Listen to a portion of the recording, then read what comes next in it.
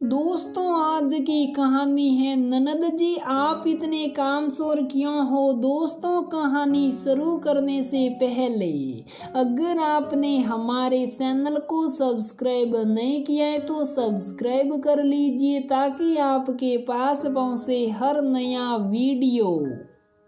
पता नहीं ये आजकल के लड़के इतनी मोटी मोटी जींस क्यों पहनते हैं, और पहनते हैं तो खुद धोए। बेचारी मेरी रानू सासू माँ फोन पटक कर बड़बड़ाई जा रही थी। रितु घूंघट को थोड़ा और लंबा खींच कर मंद मंद मुस्कुरा रही थी। सुनो बहू, सासू माँ ने आवाज लगाई। रानू और दामाद जी कब से बुला रहे हैं तुम्हें और बच्चों को। ऐसा करो तुम चली जाओ कुछ दिन के लिए। ऐसे कैसे मम्मी जी, यहाँ पर कौन संभालेगा। रितु ने आंखें फाड़ते हुए पूछा। अब रानू जिद कर रही हैं तो चली जाओ। बच्चे भी तो कब से जिद कर रहे हैं बुआ के यहाँ घूमने को। कल दामाद जी लेने आ रहे तुम्हें, तुम बस सामान पैक करो, यहाँ मैं संभाल लूंगी। रितु हैरानी से देखती रह गई। मायका दूर होने की वजह से 2 साल में एक बार जाती थी। तब रानू दीदी कहती कि मम्मी बीमार हैं। मम्मी कहती कि रानू बीमार है। वापसी का रिजर्वेशन भी साथ में करवा देती थी ताकि आने में अपनी मर्जी ना चला सकूं। और आज चलो, मुझे क्या इसी बहाने ननद रानी की ठाट देख के आऊंगी। रितु मन ही मन खुश होते हुए सोच रही थी। सामान पैक करते वक्त रितु को बहुत कुछ याद आ रहा था। 10 साल हो गए इस घर में आए हुए। 3 बहनों में सबसे छोटी रानू का हुक्म सास ससुर से बढ़कर था। भाभी का पल्लू सर से ना खिसके। रानू इस बात का पूरा ध्यान रखती। सर्दी हो या गर्मी, रितु की दिनचर्या सुबह 4 बजे से शुरू हो जाती। सुबह 4 बजे ससुर जी फुटबॉल खेलने स्टेडियम जाते। उससे पहले उन्हें नाश्ते में एक पराठा चाहिए होता था। 5 बजे सासू माँ टहलने जाती।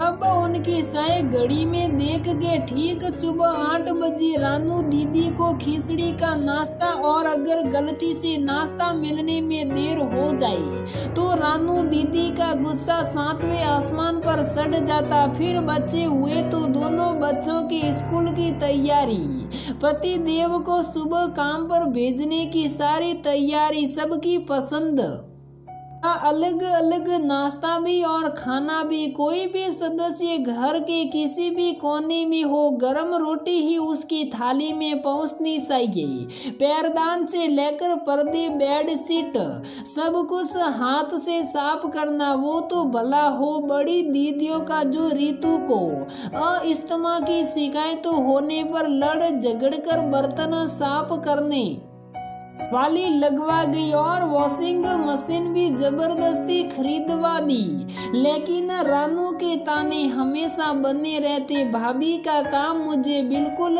पसंद नहीं, सारा दिन फैला रहता है। काम ना हुआ, बीरबल की खिचड़ी हो गई, खत्म ही नहीं होती। मुझे तो फटाफट काम खत्म करना पसंद है। रितु पलट कर कुछ नहीं बोलती, बस मन ही मन सोचती। ननद रानी, बस एक बार आपकी शादी हो फिर बात करूंगी। 4 महीने पहले ही रानू की शादी हुई। ससुराल में काम के डर से 1 महीने भी नहीं रह सकी। पतिदेव के साथ चली गई। अब वहां भी आफत। अगले दिन नंदुई जी बच्चों और रितु को लेकर चले गए। भाभी को देखकर रानू खुशी से सहक रही थी। रितु को भी खूब समझ आ रही थी इस खुशी की वजह। रितु के पहुंचने ही रानू ने भाभी की सारी साड़ियां एक तरफ रख अपना वार्डरोब भाभी के लिए पेश किया तो रितु ना नुकुर करने लगी। रानू ने भाभी को समझाते हुए कहा, भाभी छोड़ो पुरानी बातें, मैं भी बदल गई हूँ, अब घूंघट करने की जरूरत नहीं है। जब तक यहाँ हो मेरी जींस प्लाजो ही पहनना। उप ननद रानी, ये क्या कह दिया? आपकी यहाँ की बहुएं सर से पल्लू नहीं गिरने देती। भूल गई क्या? रितु आश्चर्य से आंखें फाड़े सोचे जा रही थी। रितु ने पहुँचते ही ननद जी के घर का सारा काम अपने हाथ में ले लिया। सुबह नंदू जी का नाश्ता बनाया तो उन्होंने हंसते हंसते अपनी बीवी की सारी पोल खोलना शुरू कर दिया। वाह भाभी, आज कई दिनों बाद नाश्ता नसीब हुआ। रानू तो मेरे ऑफिस जाने के बाद सोकर उठती हैं, मैं ज्यादातर बाहर से ही खाकर लौटता हूँ, कभी कभी इसके लिए भी ले आता हूँ। खुद तो दूध और बिस्किट खाकर जिंदा रहती हैं और बोलती हैं कि मेरी जींस धोकर बीमार हो गई, जबकि मैंने तो मशीन भी लाकर दे दी इसे। सेब पड़े पड़े फ्रिज में सूख जाते हैं, सीलने काटने के आलस में खाती ही नहीं है काम वाली। यहाँ मिल नहीं रही, अब बताओ मैं क्या करूं? आपने कुछ सिखाया क्यों नहीं इसे? नंदू जी सब एक सांस में कहे जा रहे थे। रितु अपनी ननद का उतरा हुआ चेहरा देख के चुप बनी रही। मायके में एक दिन पोछा ना लगाने पर ननद जी को धूल की वजह से एलर्जी हो जाती थी और अपना घर रेगिस्तान बनाकर रखा था। रितु ने घर के कोने कोने से गंदगी साफ करके घर चमका दिया, उजड़ी हुई रसोई में बाहर ला दी। एक दिन मौका पाकर रितु ने रानू से पूछ ही लिया, और सुनाइए दीदी कैसी कट रही है शादी के बाद? इतना पूछना था कि रानू रुआंची हो गई और बोली, मत पूछो भाभी, अब क्या कहे, सब सुख है, बस काम बहुत है। इतनी मेहनत मुझसे नहीं होती, सारा दिन लगे रहो बीमार पड़ जाओ, फिर भी कम वक्त काम खत्म ही नहीं होता। ये रानू के पति मुझे कामचोर और रोगी बोलते हैं, लेकिन अकेले आपके नंदू जी का काम करते करते मैं थक कर बीमार पड़ जाती हूँ।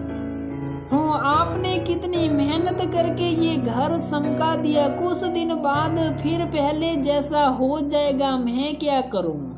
रानू की बातें सुनकर रितु को ठटाकर हंसने का मन कर रहा था, मगर अपनी ननद रानी को बेहाल देखकर उस पर तरस आ गया। मन किया कि पूछे, दीदी बस मियाँ बीवी के काम मैं रोना आ रहा है, मेरा वक्त याद है या भूल गई? लेकिन ननद रानी को तसल्ली देकर बस इतना कह पाई, कोई बात नहीं दीदी, ये पति लोग तो ऐसे ही चिढ़ाते हैं, आपसे जितना हो सके उतना ही करिए, धीरे धीरे सब ठीक हो जाएगा। जब तक रितु रही रानू ने बड़े प्यार से रखा, भाभी को खूब घुमाया फिराया। रितु मना करती जो रानू डांट देती, अभी घूम फिर लो भाभी, कुछ दिन बाद तो कैद ही होना है घर जाकर। रितु को अपनी ननद के बदले बदले रूप पर हंसी आती, मगर कुछ भी कहो बड़ा प्यार भी आ रहा था।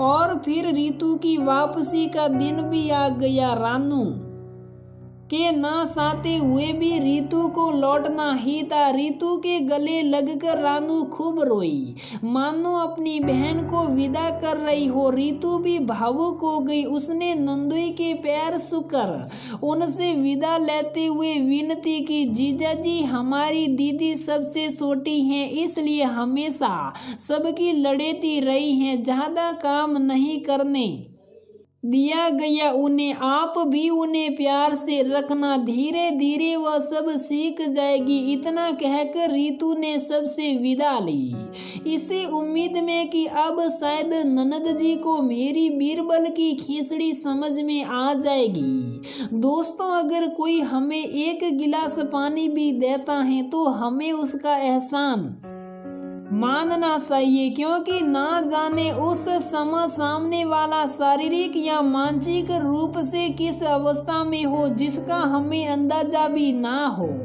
और जिसके ऊपर घर का सारा दारो मदार टीका हो, उसके एहसानों तले तो हम उम्र भर दबे ही रहेंगे। चाहे वो माँ हो, भाभी हो, बहू हो या कोई और हो, उन्हें ताने मारने से पहले एक बार नहीं बार बार सोचना चाहिए, क्योंकि पता नहीं अपनी बेवैयां फटने तक हम सामने वाले की पीर को किस हद तक नजरअंदाज करके उसे दुख पहुंचाने का पाप करते रहे।